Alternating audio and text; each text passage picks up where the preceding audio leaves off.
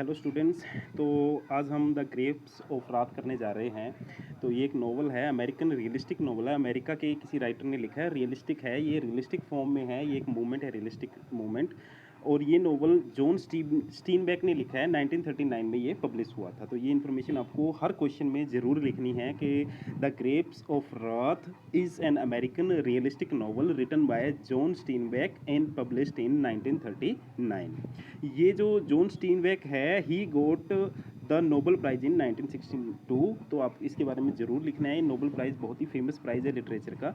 इसको 1962 में Nobel prize मिला था। और ये जो नोवेल है, इसको दो प्राइजेज़ मिले हुए हैं, नेशनल बुक अवार्ड और पुलित्ज़र प्राइज़ फॉर फिक्शन। तो नोवेल के बारे में आपको ये लिखना है, the novel Grapes of Wrath has been awarded by the National Book Award and Pulitzer Prize for fiction. Dates इनकी लिखने की ज़रूरत नहीं है, इतना डिटेल में नहीं लिखना आपने। तो ये जो नोवेल है, इसकी बेसिक थीम आपको करनी है। और बेसिक थीम क्या है? Great depression. तो इस नोवेल की स्टोरी भी ग्रेट डिप्रेशन पे आधारित है। तो नोवेल थीम स्टोरी कुछ भी आ जाए, आपको ग्रेट डिप्रेशन के बारे में लिखना है। तो ये जो नोवेल है, set during the great depression, great depression के टाइम पे इसकी सेटिंग है। लिखा गया तो 1939 में था। ग्रेट डिप्रेशन लगभग ख़त्म हो चुका था, लेकिन ग्रेट डिप्रेशन के टाइम में इसकी सेटिंग। अब ये ग्रेट डिप्रेशन क्या है? तो सिंपली ग्रेट डिप्रेशन है ये 1929 में, इसकी एग्जैक्ट डेट है 29 नवंबर 1929। 1929 के 29 नवंबर को क्या हुआ था? ट्यूसडे डे था और स्टॉक मार्केट बिल्कुल क्रैश हो गई थी वहाँ पे। मतलब यूँ मान लो इकोनॉमिक डिप्रेशन आ गया था। और ब्लैक ट्यूसडे के नाम से वो जो जाना जाता है, इकोनॉमिक डिप्रेशन के नाम से, उसी को ग्रेट डिप्रेशन बोलते हैं। तो 1929 से शुरू होकर लगभग ये 35-36 तक चला ये। और अमेरिका की जो इकोनॉमिक कंडीशन थी पूरी तरीके से ख़राब हो गई थी। तो आपको ग्रेट डिप्रेशन के बारे में ज़रूर लिखना है ये कि it is a time when all the stock market were crashed in America, or the time of the Great Depression was 29 नवंबर 1929। ये आपको ज़रूर ऐड करना है। उसके बाद ये जो नोवेल है हमारा, ये किसके बारे में है? अबाउट जोड़ फैमिली। ये जोड़ फैमिली एक फैमिली है, जैसे हमारे यहाँ शर्मा फैमिली है या गुप्ता फैमिली है, तो वहाँ जोड़ फैमिली, जोड़ है ये उनकी कास्ट है। इस फैमिली के बारे में ये नोवेल है। और जो क्या करते हैं, driven from there Oklahoma city.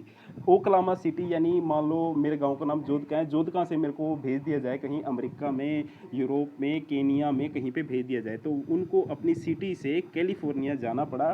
क्यों जाना पड़ा? Due to Great Depression. अब मान लो जोधका में, मान लो यहाँ पे बाढ़ आ जाए, यहाँ पे कुछ भी खाने को ना हो, और मैं यहाँ से कहीं दूसरे देश में चला जाऊँ, तो वही सिचुएशन जोड़ फैमिली की थी। और ये जो ओक्लामा सिटी के जो लोग थे, उनको ओकीज बोला जाता था। ओकीज जैसे इंडिया के लोगों को इंडियन बोला जाता है, ओक्लामा सिटी के लोगों को ओकीज बोला जाता है। तो जो ओकीज थे उनको कैलिफोर्निया जाना पड़ा।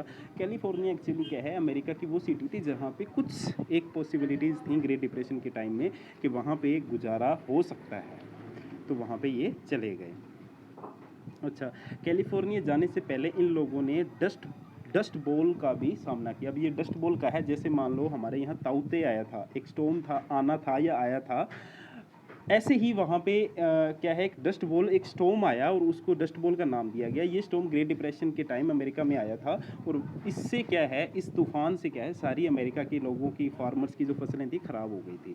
तो ये जो डस्ट बॉल है, ये भी जो हमारी जोड़ फैमिली, इसने क्या फेस किया था। एक्चुअली ये जो नोवेल है, रियलिस्टिक नोवेल है। रियलिस्टिक नोवेल यही होता है, किसी रियल सिचुएशन के ऊपर नोवेल लिखा जाए। तो ऐसी सिचुएशन वहाँ पे बहुत सारे लोगों के साथ हुई। तो वो जो सिचुएशंस हैं, उनके बारे में हमारे जॉन स्टीनबेक लिखते हैं। अब इस नोवेल के बारे में थोड़ी सी आपको इसकी बढ़ाइयाँ भी करनी है। क्या है कि read in all American high schools and college. ये जो नोवेल है, एक तरह से हेरिटेज के रूप में हर हाई स्कूल और कॉलेज अमेरिका के पढ़ा जाता है वहाँ पे। ये इतना ज़्यादा फेमस है क्यों है? क्योंकि हमारे इंडिया में मान लो महात्मा गांधी का असहयोग आंदोलन है, और मतलब जो चीज़ फेमस है उसके बारे में पढ़ा जाता है। ऐसे ही वहाँ पे ये हर स्कूल कॉलेज में पढ़ा जाता है। एक हॉलीवुड मूवी बनी है इसके ऊपर 1940 में, इसका भी डिस्क्रिप्शन आप दे सकते हो अपने क्वेश्चन में। थोड़े से कैरेक्टर्स हैं यहाँ पे। कैरेक्टर्स बहुत ज़्यादा मुश्किल नहीं है, एक नाम याद रखना है, टॉम जोड़। जोड़ फैमिली का जो मेन प्रोटैगनिस्ट है टॉम जोड़, जो लड़का है प्रोटैगनिस्ट, वो टॉम जोड़, उसका नाम याद रखना है। बाकी जो है, माँ जोड़ मदर है, पा जोड़ वहाँ पे फादर हैं, पा यानी फादर को बोलते हैं। ऐसे ही ग्रैंड माँ जोड़ है तो वो वहाँ की ग्रैंड मदर है, तो आपको ज़्यादा मुश्किल नहीं आएगी कैरेक्टर्स में। अच्छा, इस नॉवल में आपने एक कोटेशन ज़रूर लिखनी है कि ये जो नॉवल है जॉन स्टीनबेक ने क्यों लिखा था कि I want to put a tag of shame on the greedy bastard who are responsible for this. यानी कि जो जॉन स्टीनबेक बोलते हैं कि मेरा इस नॉवल को लिखने का मेन मकसद क्या था कि मैं एक टैग ऑफ शेम उन लोगों के ऊपर डालना चाहता हूँ। ग्रीडी बास्टर्ड, बास्टर्ड वैसे आपको पता है नाजायज़ होता है, तो ये गाली के रूप में कहा जाता है। तो कि जो लोग इस ग्रेट डिप्रेशन के रिस्पॉन्सिबल थे, मैं उनके ऊपर टैग ऑफ शेम यानी एक शर्म का तकबा उनके ऊपर लगाना चाहता हूँ। तो यानी कि कुछ अमीर लोगों ने इस टाइम भी फ़ायदा उठाया, जैसे अपने यहाँ पे कोरोना आ गया तो यहाँ पे डॉक्टर्स हैं, कुछ कुछ डॉक्टर्स, सभी डॉक्टर्स नहीं, कुछ डॉक्टर्स हैं, उन्होंने अच्छा पैसा बनाया इस टाइम। कुछ और जो दुकानदार हैं उन्होंने चीज़ें हैं वो दोगुने रेट में बेची। तो मतलब क्या है कि जिन लोगों ने वहाँ उस टाइम फ़ायदा उठाया, तो जो हमारे जॉन स्टीनबेक हैं उनको गाली देते हैं कि आपने इस टाइम जो फ़ायदा उठाया और ये जो इसके लिए रिस्पॉन्सिबल हो आप, आपको मैं एक शर्म का तकबा पहनाना चाहता हूँ कि आपको शर्म आनी चाहिए। तो आपको ये तो इसके बारे में था, इसकी स्टोरी है वो आप अगले लेक्चर में सुनेंगे। Thank you very much.